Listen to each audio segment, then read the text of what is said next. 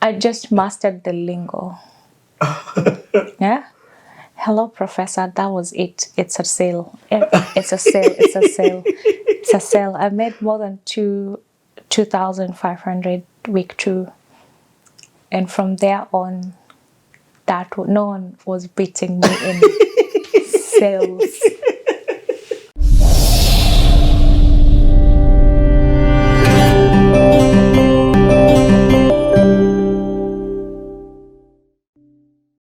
The tagline on CTA is you truly never know people until you take the time out to get to know people. Ciddy? Yes. Your early formative years are crazy.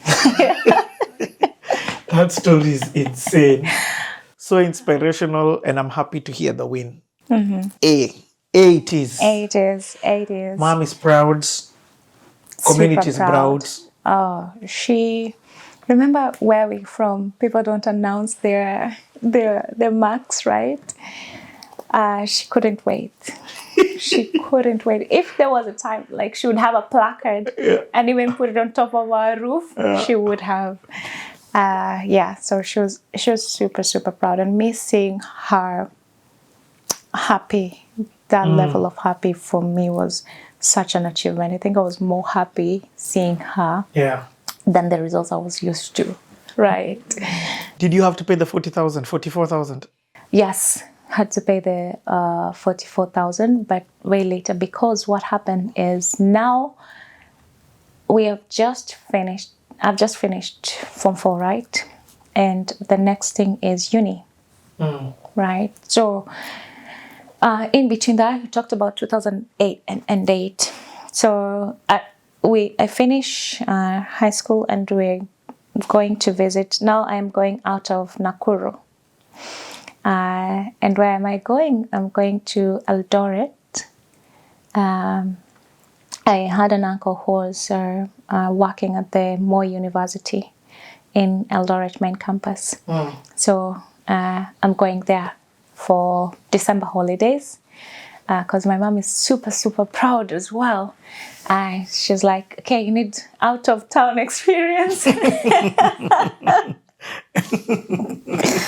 So we traveled to Eldoret for December holidays. All happens to be well until after the elections.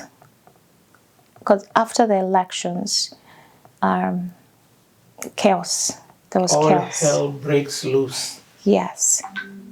And we saw it coming slowly by slowly.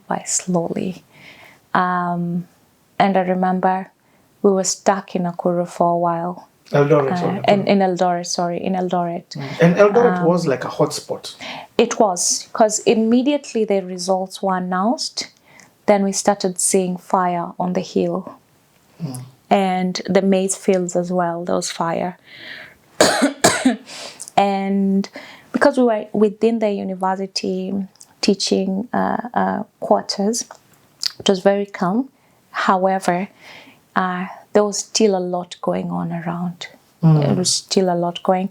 I remember my uncle being very worried and being very prepared because he was doing shopping back to back before that. He was like, he was mentioning, I remember what happened in, I think, 1992. And I was like, he was preparing for, this is going to go on for a long time. So he did prepare a lot because he had, how many children? He has 5 children because a set of twins and then 3 boys.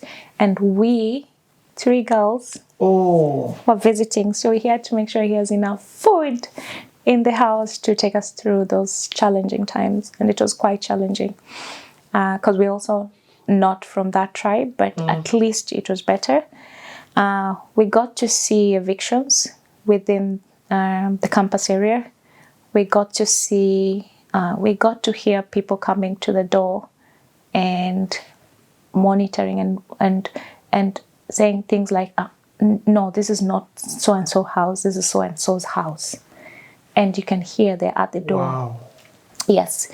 We got to see people living with nothing but just a handful of things on their back, and they're leaving their homes. we got to experience all that, yes. Wow. And This is in Eldoret. We are in Eldoret, and we are seeing Eldoret in the news. And we couldn't travel back home for a while, and my mom was alone back in Nakuru. So what happened actually is the chaos in Eldoret. After that chaos in Eldoret, then Nakuru started, because we had one side who traveled from the Kikuus were going from Burnt Forest area and Eldoret area to Nakuru. And then we had another group, and they were all living in different places. One was in showgrounds, the others were in the stadium. And then chaos also broke in Nakuru. So we couldn't travel. Even though we can leave Eldoret, we couldn't now come into Nakuru for a while. So yeah, I remember those days. Yeah, it was. I thought our world was ending. You know, seeing just the number of destructions, the number of lives lost. It was a lot, and we saw it on both sides. We saw it in Eldoret. It got cooler in Nakuru. So we went back to Nakuru, and as soon as we were in Nakuru, then chaos started again. And I remember thinking, if somebody breaks through this one-roomed house, that's it for us. I actually felt maybe in Eldoret we were much more safer. Yeah. And the thing about it, it was a tribal battle. And you were in a cosmopolitan in terms of different tribes. Different tribes. Actually, that's what worked in the estates in Nakuru. Because in the estates, it's all different tribes across each and every door you open. You don't just find a group who came and settled. So where there was chaos is where we have one majority. One majority, yes. Okay. Yes, that's where there was chaos. But within the estates, no. Okay. It was much better within the estates, yes.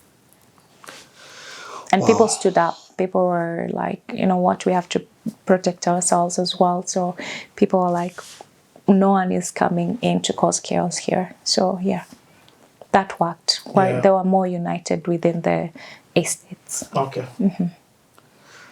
Okay, so what happens after that madness? After that madness, now I'm getting my ID, right?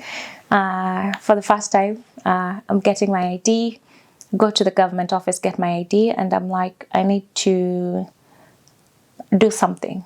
Because there was a period of almost 1.5 years for you to transition into uni, right? You had to be out for almost 1.5 years for you to get into to uni. And I was wondering, what am I going to do to make sure I have my fees, because I'm going to uni. Wow. Right? Yeah. So I know I don't want to stay home, because again, the environment. So now things have started changing back in the, it's not where I grew up anymore, because there's a lot of, I wouldn't say crime, but it's just, it's booming. It's a hot environment in terms of you can't be idle. You have to do something to engage yourself, to be engaged. So I wanted to get a job as fast as possible, right? That's why I'm like, I need an ID. I need to do something. And one day, remember the friends we started kindergarten with, okay? They know I'm home, because I used to be in a boarding school a lot. Yeah. They went to the day high schools. Yes, the one you're called to. Yeah, Flamingo. the one which was like, not another national reference again, right? So I'm home, and they know, oh, you're home. Okay. We are going for a promotion. They were going for a promotion. Do you want to come? So I told them, what's a promotion?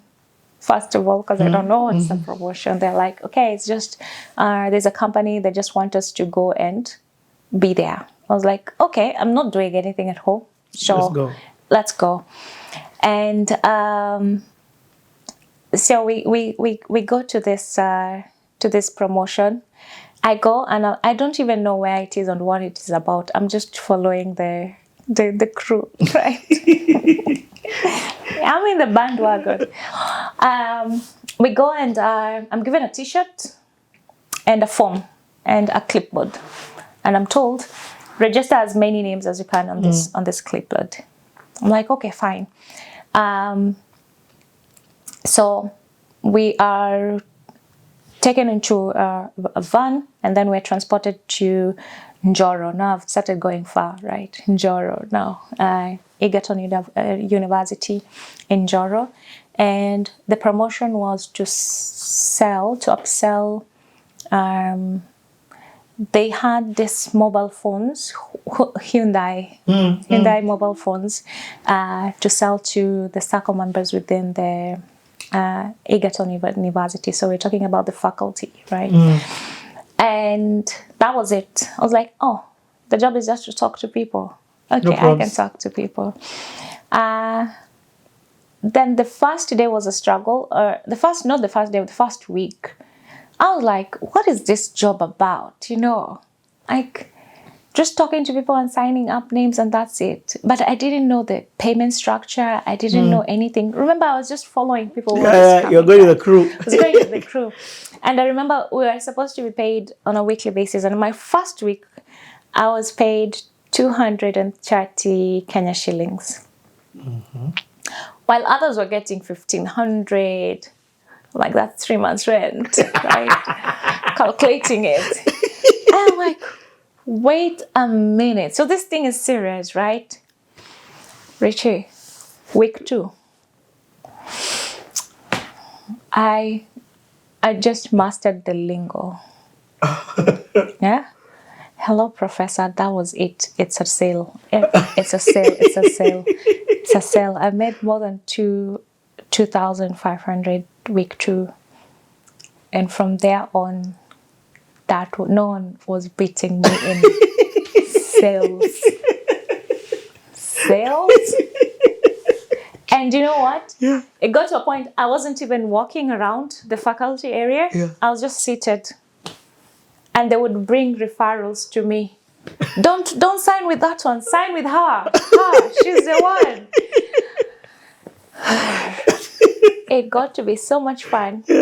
But as I'm having fun, my friends are struggling and they drop off from the campaign. Oh. Yeah, they drop off because it was a marketing campaign, right? They dropped off from the campaign. And I remember at some point, I was selected among 5 people to continue because it extended. Because it was so successful that it extended now. Yeah. So I was chosen among 5 people to continue with the campaign. And this time round now, remember, I'm just from high school. You have the market to yourself. Okay, the 5. The market to myself. I have a table and a seat. So everybody is just come.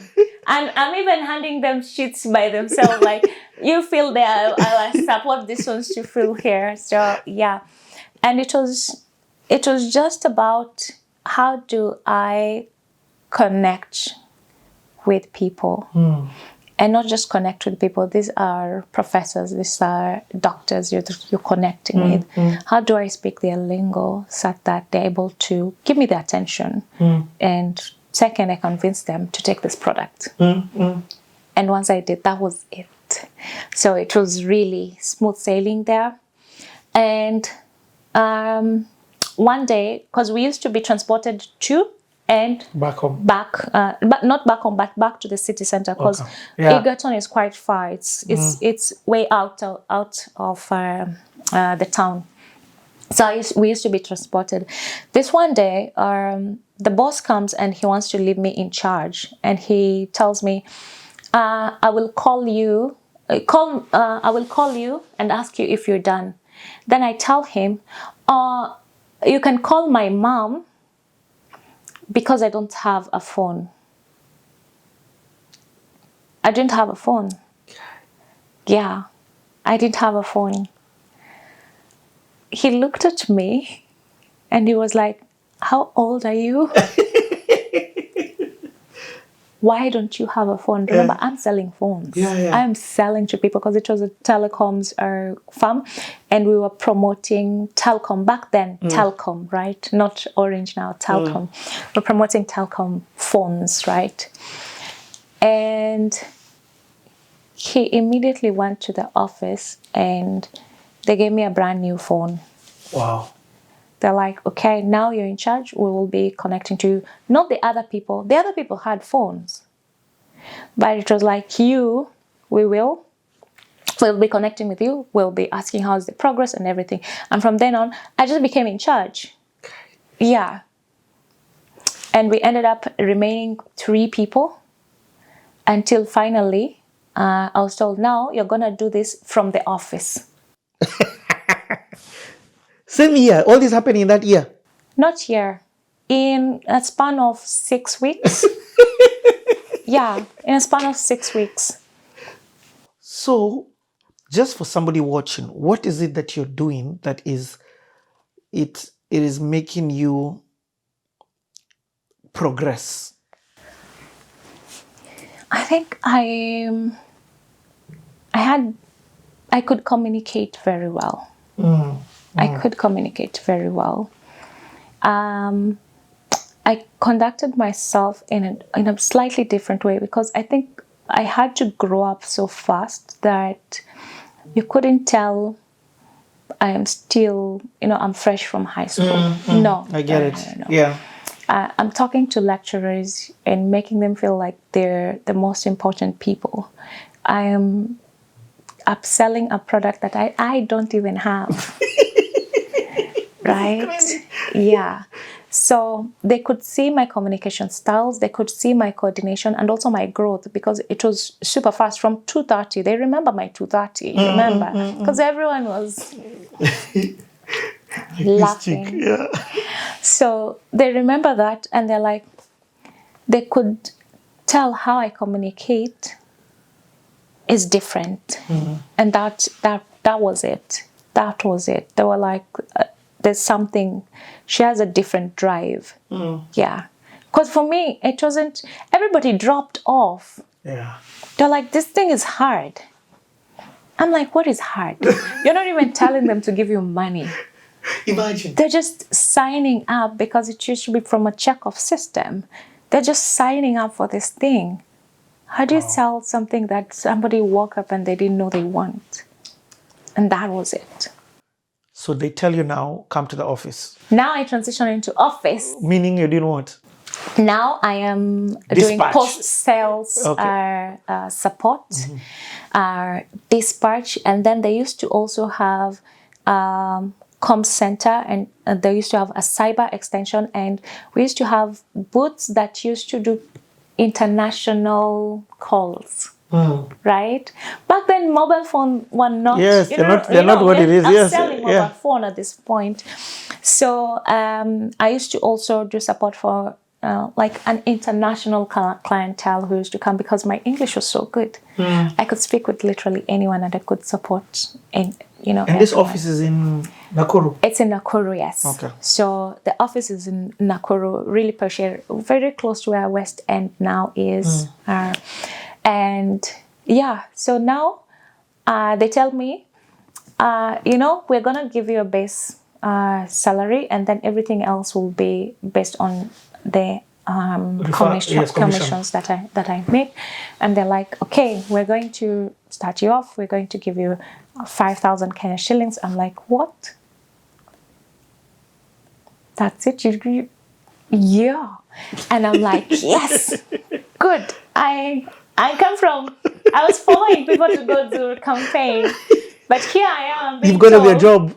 I have a job. I didn't even apply for it, and I'm like, yes. And they started teaching me something because now I'm in the office environment. I'm being taught a lot more about customer service. Because they have a clientele, right? So customer service and all that. So I'm slowly learning, and the MD was very passionate about customer And service. where is MD from? Nakuru as well. Okay, so it's Kenyan. Kenyan, Okay. yes. She was very passionate about customer service, that she would come and teach us about customer service and told us how important it is. And I was like, okay, this is really good. Like, if you stepped into that office, Richie, you'd meet me at the door. I would welcome you from the door, right? And from there on, it was just all the way up. I worked until the university announcements were made on, but before the university announcements were made, somebody saw my name in the newspaper. And I was reading it and I was like, what? I have been selected. And because I was in the office, we used to have newspapers. And I could see my name and I've been selected for second selection. But I'm like, didn't I pass? And I passed with flying colors. Why am I being called for second selection? What do you mean second selection?